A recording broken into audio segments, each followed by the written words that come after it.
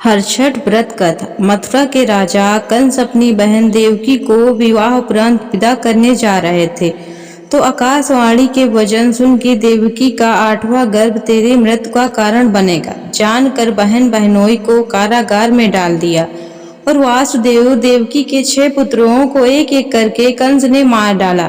जब 7वें बच्चे के जन्म का समय नजदीक आया तो देव ऋषि नारद जी वासुदेव देवकी से मिलने पहुंचे और उनके दुख का कारण जानकर देवकी को हलछठी देवी के व्रत रखने की सलाह दी। देवकी ने नारद जी से हलछठी व्रत की महिमा व कथा पूछी तो नारद ने पुरातन कथा कहना प्रारंभ किया कि चंद्रवत नाम का एक राजा हुआ जिनको एक ही पुत्र था। राजा ने राहगीरों के लिए एक तालाब खुदवाया किंतु उसमें जल ना रहा, सूख गया। राहगीर उस रास्ते गुजरते और सूखे तालाब को देखकर राजा को गाली देते।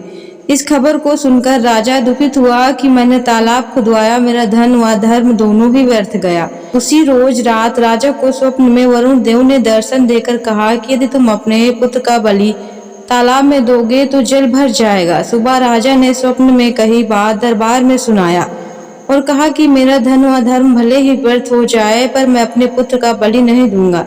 ये बात लोगों से होता हुआ राजकुमार तक पहुंचा तो वह सोचने लगा कि यदि मेरी बलि से तालाब में पानी आ जाए तो लोगों का भला होगा। यह सोचकर राजकुमार अपनी बलि देने तालाब में बैठ गया। अब वह तालाब पानी से लबालब भर गया। जल के जीव जंतु से तालाब परिपूर्ण हो गया। इकलौते पुत्र के बलि हो जाने से राजा दुखी होकर वन को चला गया। वहाँ 5 स्त्रियां व्रत कर रही थी, जिसे देखकर राजा ने कौन सा व्रत और क्यों कर रही हो पूछने पर स्त्रियों ने हठछठी व्रत की संपूर्ण विधि विधान बतलाई। उसे सुनकर राजा वापस नगर को गया और अपनी रानी के साथ उस व्रत को किया। व्रत के प्रभाव से राजपुत्र तालाब से जीवित बाहर निकल आया। राजा परिवार सहित हलछठी माता के जयकार कर सुखपूर्व निवास करने लगा। अब नारद जी ने देवकी से हलछठी व्रत की अन्य कथा कहना शुरू किया कि उज्जैन नगरी में 2 सौतन रहती थी। एक का नाम रेवती था, दूसरी का नाम मानवती। रेवती को कोई संतान न था, जबकि मानवती के 2 पुत्र थे। रेवती अपने सौत के बच्चों को देखकर हमेशा सौतिया डाह से जलती रहती और उनके पुत्रों को मारने का जतन ढूंढती रहती थी। एक दिन उन्होंने मानवती को बुलाकर कहा कि बहन, आज तुम्हारे मायके से कुछ राहगीर मुझसे मिले थे। उन्होंने बताया कि तुम्हारे पिता बहुत बीमार हैं और वह तुम्हें देखना चाहते हैं। पिता की बीमारी को सुनकर मानवती दुखी हुई। रेवती कहने लगी कि बहन, तुम शीघ्र अपने पिता से मिलने चली जा। तुम्हारे आने तक मैं बच्चों का ध्यान रखूंगी। सौत के बात को सच मान और अपने पुत्रों को रेवती के हाथों सुरक्षित देखकर मानवती पिता से मिलने मायके चली गई। अब रेवती बच्चों को मारने का अच्छा मौका जानकर उन दोनों बच्चों को मारकर जंगल में फेंक आई। इधर मानवती जब मायके पहुंची तो पिता को स्वस्थ देखकर पिता से अपनी सौत की कही बात को कह कुशल क्षेम पूछती है। अब मानवती के माता पिता ने अनहोनी के संदेह से पुत्री को जाने को कहते हैं, किंतु मानवती की माता ने कहा कि पुत्री, आज हलछठी माता का व्रत का दिन है, अतः तुम भी पुत्रों की दीर्घायु की कामना से यह व्रत कर आज के जगह कल चली जाना। माता की सलाह मान मानवती पुत्रों की स्वास्थ्य कामना से हलछठी माता का व्रत धारण कर दूसरे दिन अपने घर जाने को निकली। रास्ते में वहीं जंगल पड़ा और वहां अपने बच्चों को खेलते देख उनसे पूछती है कि तुम लोग यहाँ कैसे पहुँचे। तब पुत्रों ने बताया कि आपके चली जाने पर हमारी दूसरी माता रेवती ने मारकर यहाँ फेंक दी थी कि तभी एक दूसरी स्त्री ने हमें फिर से जिंदा कर गई। अब मानवती को समझते देर न लगी कि यह सब माता हलछठी की कृपा से संभव है और माता की जयकार करती हुई घर को गई। नगर में मानवती के पुत्रों को पुनः जीवित देख और माता हलछठी की महिमा जान सभी स्त्रियां हलछठी व्रत करने लगी। नारद जी ने देवकी से हलछठी व्रत की और कथा कहना प्रारंभ किया कि दक्षिण में एक सुंदर नगर है। वहाँ एक बनिया अपनी भार्या के साथ रहता था। दोनों पति पत्नी स्वभाव से बहुत अच्छे व संस्कारी थे। बनिया की पत्नी गर्भवती होती संतान को जन्म देती थी, किंतु भाग्यवश उनके संतान कुछ समय उपरांत मर जाते थे। इस प्रकार एक एक करके बनिया की पत्नी के 6 संतान मृत्यु को प्राप्त हो गए। इस कारण दोनों पति पत्नी बहुत दुखी होकर मरने की उद्देश्य लेकर घर से वन की ओर चले गए। वहाँ जंगल में एक साधु से उनकी भेंट हुई तो उन्होंने साधु से अपनी व्यथा कह सुनाई। साधु ने ध्यान लगाकर देखा कि बनिया के संतान कहाँ है। साधु ध्यान में यम, कुबेर, वरुण, इंद्रादि लोक में ढूंढा, किंतु जब वहां बनिया के बच्चे नहीं दिखा तो साधु ब्रह्मलोक गए। वहां साधु ने बनिया के सारे संतान को देखकर उन्हें अपने माता पिता के पास लौटने का आग्रह किया। बच्चों ने वापस लौटने से मना करते हुए कहा कि मुनिवर, इससे पूर्व हम कई बार जन्म ले चुके हैं, हम किस किस माता पिता को याद रख उनके पास जाएं। हम जन्म, मृत्यु और गर्भ के चक्कर से अब मुक्त हैं, अतः अब नहीं जाना चाहते। तब साधु ने बनिया को दीर्घजीवी संतान प्राप्ति का उनसे उपाय पूछा।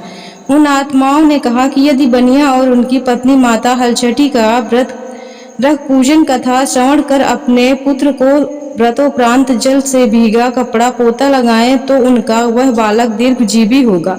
उन आत्माओं से इस प्रकार सुन साधु ध्यान से वापस आकर बनिया से हलचटी व्रत कथा नियम आदि को बताया। साधु से इस विधि विधान को सुन दोनों पति पत्नी घर को गए। समय उपरांत जब हलचटी व्रत का दिन आया तो उन्होंने व्रत रखा व संतान प्राप्ति का वर मांगा। माता हलचटी की कृपा से बनिया की पत्नी गर्भवती हुई और एक सुंदर संतान को जन्म देती है।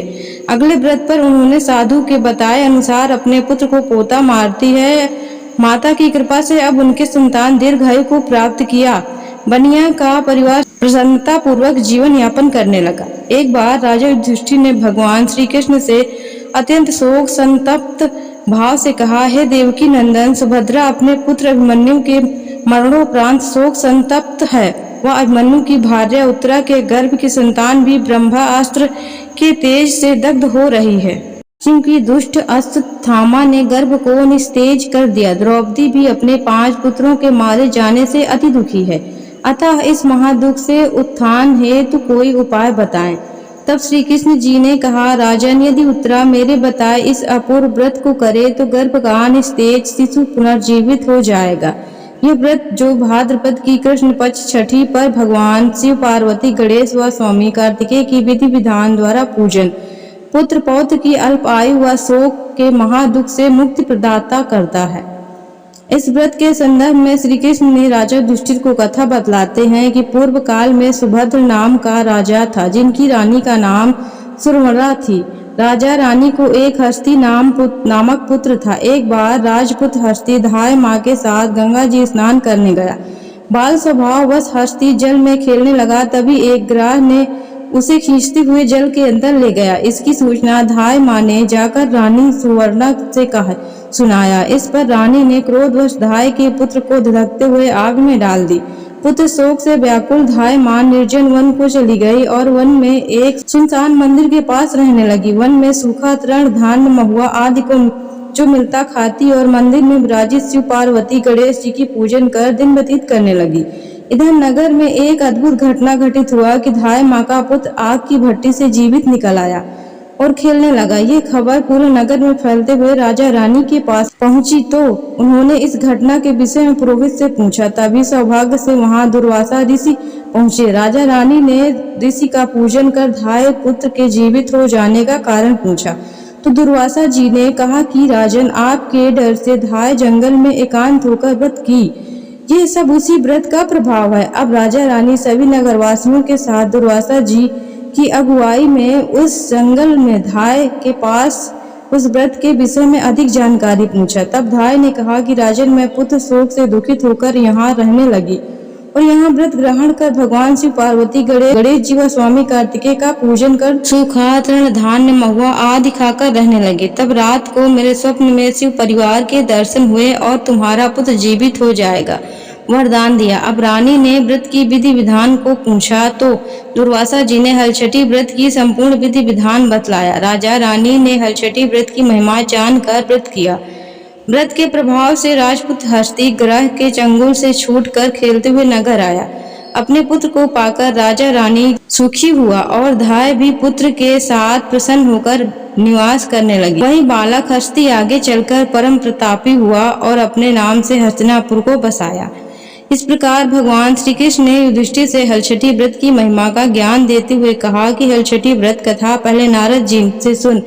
मेरी माता देवकी ने इस व्रत को सबसे पहले किया, जिसके प्रभाव से उनके आने वाले संतान की रक्षा हुई। अब भगवान श्री कृष्ण से सुन युधिष्ठिर ने इस व्रत को उत्तरा द्वारा करवाया। व्रत के प्रभाव से उत्तरा का अश्वत्थामा द्वारा नष्ट हुआ गर्भ पुनः जीवित हो गया। तथा प्रसव पश्चात बालक का जन्म हुआ जो कालांतर में राजा परीक्षित नाम से प्रसिद्ध हुआ। दोस्तों, अगर आपको हमारी ये कहानी अच्छी लगी हो तो प्लीज हमारे चैनल को like, share, comment, subscribe. Thanks for watching my video.